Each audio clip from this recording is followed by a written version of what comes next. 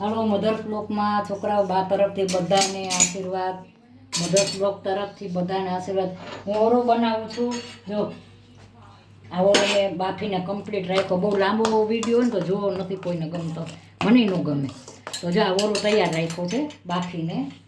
આ ટમેટા છે, આ લીલી ડુંગળી છે. આ લીલી ડુંગળી છે ને એ મારા કુંડામાં મેં વાવી હતી. લીલી ડુંગળી હતી નહીં, પણ તાત્કાલિક બધું નક્કી થયું ને લીલી ડુંગળી મારા કુંડામાં વાવી હતી, લીધી છે.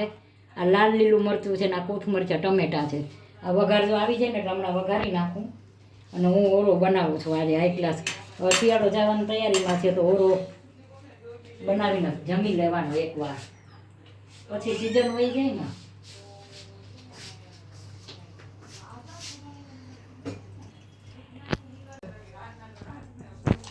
આજે આવી ગયો છે ને વઘાર.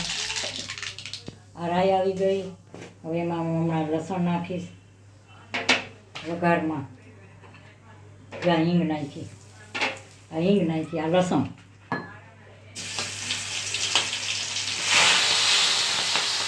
બધા મસાલા વઘાર્યા છે મેં. લસણ વઘારમાં મૂક્યું છે.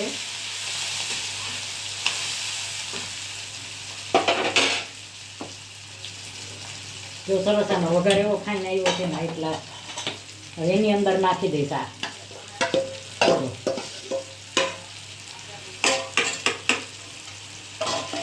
હવે જો આમાં મસાલા કરું છું. હજી લસણની ચટણી નાખું છું. જો આટલે નાખું છું. નકરું લસણ. અમારે છે ને લસણ બહુ વપરાય. હવે આમાં હું મસાલા કરું છું.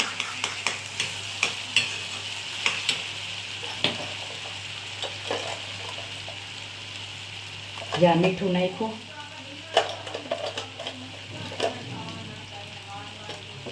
મીઠું નાખ્યું, હળદર નાખ્યું, હળદર નાખી, આ ધાણા જીરું.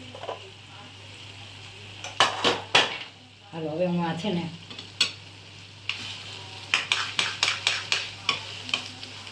જો હવે હજી એક બે વાર હજી ઓરો છે ને હજી રીંગણા સારા આવે છે તો મેં કીધું એકવાર હજી ઓરો રોટલા બનાવી લઈ. પછી ઉનાળામાં છે ને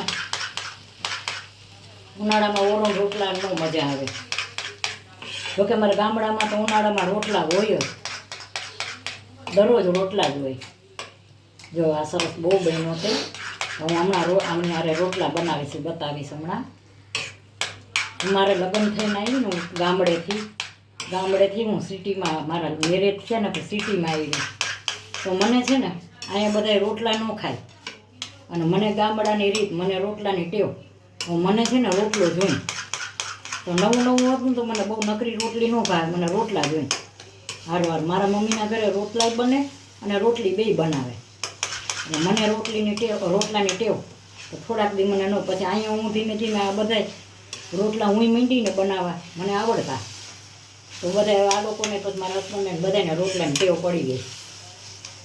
એ બધાય રોટલા ખાવા માંડ્યા હતા પછી. કારણ કે રોટલા તો બહુ સારા. રોટલા છે ને હળવો ખોરાક અને કોલેસ્ટ્રોલની જેને તકલીફ હોય ને એને આ રોટલા બહુ સારા. કોલેસ્ટ્રોલ વાળાને જેને ઓલું થઈ જતું હોય ને એના માટે તો આ બાજરો બહુ સારો. જો સરસ આ ઓરો કેવો ફાઈન બન્યો છે. હવે આને હું થોડોક ચોળવવા દઈશ. હાઈ ક્લાસ બન્યો. આને રોટલા કરું છું, બતાવું છું આગળ.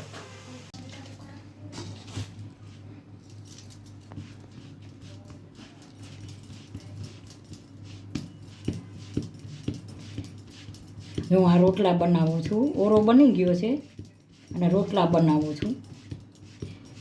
આ સાંજની રસોઈ છે. મને હવે ઓમ નથી ફાવતા. ના કરું એવું નથી, એમય મને આવડે છે એમ તો, પણ મને આમ વધુ ફાવે છે. આમો છે ને બહુ મને વધુ ફાવે છે બનાવવા.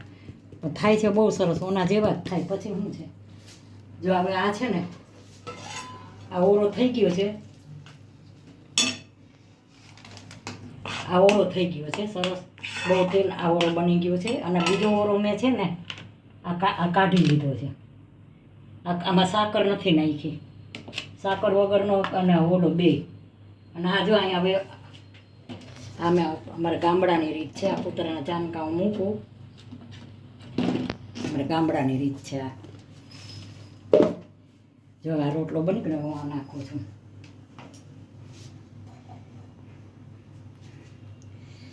હવે આ બીજો રોટલો, જો હમણાં આ રોટલો થઈ જાય ને એટલે બીજો રોટલો હમણાં મસળીને તૈયાર કરી દઉં. આવા ચાનકા બનાવ્યા છે અને ગામડામાં છે ને આવું બનાવે.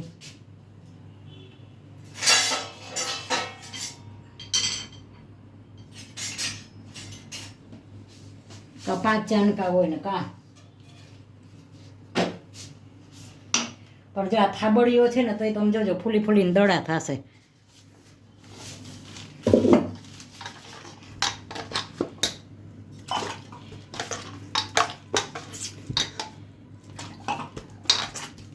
હું તો શું છે કે મારી ઉંમર નાની હતી ને ત્યાં હું જે મારી રીતે રહેતી એ વસ્તુ અલગ છે. હવે અત્યારે હું જે રહું છું એ દીકરાની બહુ એ સંભાળે છે આ બધું. એટલે હું બ્લોગ બનાવવા પૂરતી અહીંયા આવું, પછી નહીં. એટલે એ એની રીતે એનું બધું ગોઠવવાનું ને બધું એની રીતે હોય, મારી રીતે નથી કાંઈ. એવી વસ્તુ સામું ન જોતા, મારી રસોઈ સામું જોજો. હું રસોઈ બનાવું છું ને એમાં જોવાનું બસ.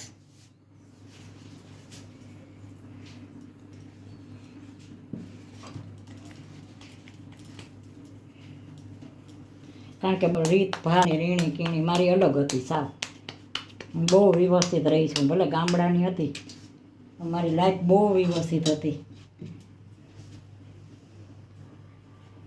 જો આ સરસ રોટલો હમણાં આ રોટલો બનાવ્યો છે, હમણાં બને એટલે બતાવું છે. એ દરમિયાન જે એ રોટલો બની જાય ને એ આ રોટલો તમારે તૈયાર થઈ જવો જોઈએ.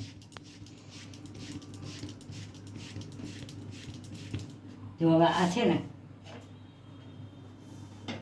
અમારો બાબુ બનાવે છે, મારો બ્લોગ. નાનો બાબુ છે ને 14 વર્ષનો છે. મારા માટે તો બાબુ જ છે. એ હું કહું ને મને ના ન પાડે, મને બ્લોગ બનાવી દે. થાકી જાય, ટ્યુશનમાં જાય છે, નિશાળે જાય છે. જો હવે આમાં થાબડીઓ બનાવ્યો છે, તમને લાગે જ થાબડીઓ રોટલો છે. જો કેવો સરસ બન્યો છે.